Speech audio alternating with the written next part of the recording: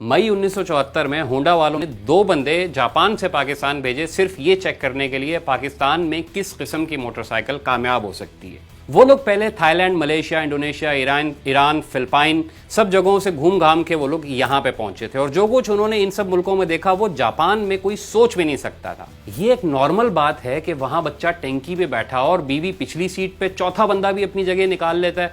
कुछ लोग तो सब्जी, गोश्त और बाकी सौदा सब भी हैंडल में से लटकाते हुए घूमते नजर आते हैं। मैंने मोटरसाइकिल को वहां गधा गाड़ी की जगह इस्तेमाल होते हुए भी देखा है। ये बयान उस बंदे ने होंडा वालों को दिया जो हमारे जैसे मुल्कों के लिए मोटरसाइकिल बनाने वाले डिपार्टमेंट का हेड था। फिर वो कहने लगा वो लोग उस वक्त तक तेल नहीं बदलते जब तक तेल पानी ना हो जाए। एयर फिल्टर बदलने का तसव्वुर उनके यहां दूर दूर तक नहीं और मोटरसाइकिल की चेन उस वक्त तक नहीं बदलते जब तक वो चेन कवर से टकरा के टूट ना जाए।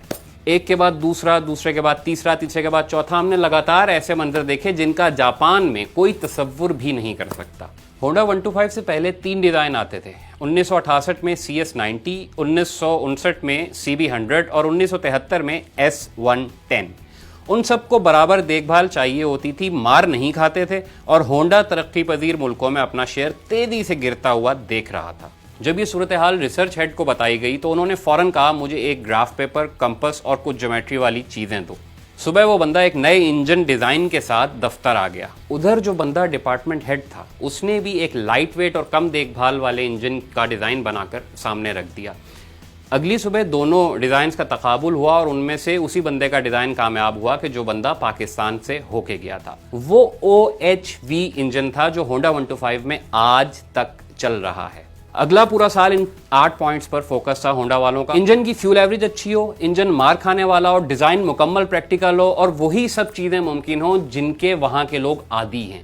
पूरी मोटरसाइकिल की देखभाल करना आसान हो, फ्रेम ऐसा हो जो 4 बंदों का वजन और उसके साथ इजाफी वजन भी बर्दाश्त कर सके, पेट्रोल की टंकी ऐसी हो कि बच्चा आराम से बैठ सके, मोटरसाइकिल का रंग और स्टिकर ऐसे हो जो ऑडियंस के लिए अपीलिंग हो, सीट लंबी हो, 2 के बजाय 1 सीट हो। पहले आपने देखा होगा मोटरसाइकिलों में 1 सीट आगे की अलग होती थी, पिछली अलग होती थी, वो ना हो और पीछे कैरियर भी हो ताकि फालतू सामान रखा जा सके। दिसंबर 1974 में इंजन की फाइनल शक्ल सामने आई और उसे जापानी मिस्त्रियों के सामने रखा गया कि इसे खोलें और इसे दोबारा बंद कर दें।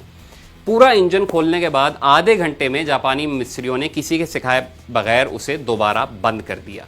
अब एक चीज क्लियर थी कि ये मार्केट में जाएगा तो ये कामयाब होगा क्योंकि मिस्त्रियों को किसी के सिखाए बगैर इसकी समझ आ चुकी है। थाईलैंड और बैंकॉक की गर्मियों में मोटरसाइकिल कच्चे रास्तों पर दौड़ाई गई ताकि इंजन के गर्म होने और उसके धूल मिट्टी से खराब होने के बारे में भी जांच की जा सके।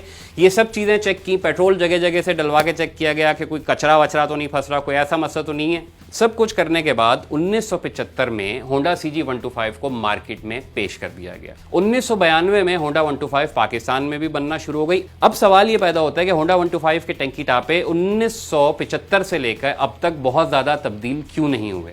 इस सवाल के 2 जवाब हैं। एक तो ये कि 2008 के बाद जापान में ये मोटरसाइकिल बननी ही बंद हो गई। चीन, पाकिस्तान, थाईलैंड वगैरह में अब भी ये बनती है, लेकिन जो भी रिसर्च एंड डेवलपमेंट होती है वो यहीं होती है। और यहाँ आपके ख्याल में हालात 1974 से अब तक कुछ बदले हुए नजर आते हैं। जो कुछ हमारे यहाँ मोटरसाइकिल से काम अब लिया जाता है उसके दरमियान कोई भी डिजाइन में बड़ी तब्दीली जो है वो 125 को एकदम मार्केट में बहुत बड़ी नाकामी से दो चार कर सकती है। दूसरा जवाब यह है कि होंडा 125 एक यूटिलिटी मोटरसाइकिल की कैटेगरी में आती है और यूटिलिटी मोटरसाइकिल का डिजाइन दुनिया भर में इसी तरह का होता है। मोटरसाइकिलों की 6-7 किस्में हैं।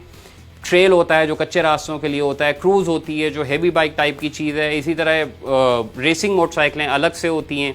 अब 125 या 70 के अलावा बाकी सारी हैवी मोटरसाइकिलें या ट्रेल या रेसिंग बाइक्स उठा के देख लें, कई महंगे पार्ट्स का मसला होगा, कहीं फ्यूल एवरेज कम होगी, कहीं आप 4 बंदे इकट्ठे उसके ऊपर नहीं बिठा सकेंगे और बहरहाल नखरे इतने होंगे उन सब मोटरसाइकिलों के कि बंदा मोटरसाइकिल चलाता हुआ नहीं लग रहा होगा मोटरसाइकिल बंदे को चला रही है।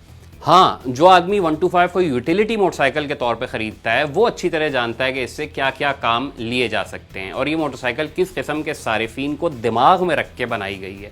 कंपनी ये जानती है कि यूटिलिटी मोटरसाइकिल डिज़ाइन में कोई भी ऐसी चीज़ शामिल करना या तब्दीली करना चंगी भली मार्केट को छेड़ने वाली बात होगी।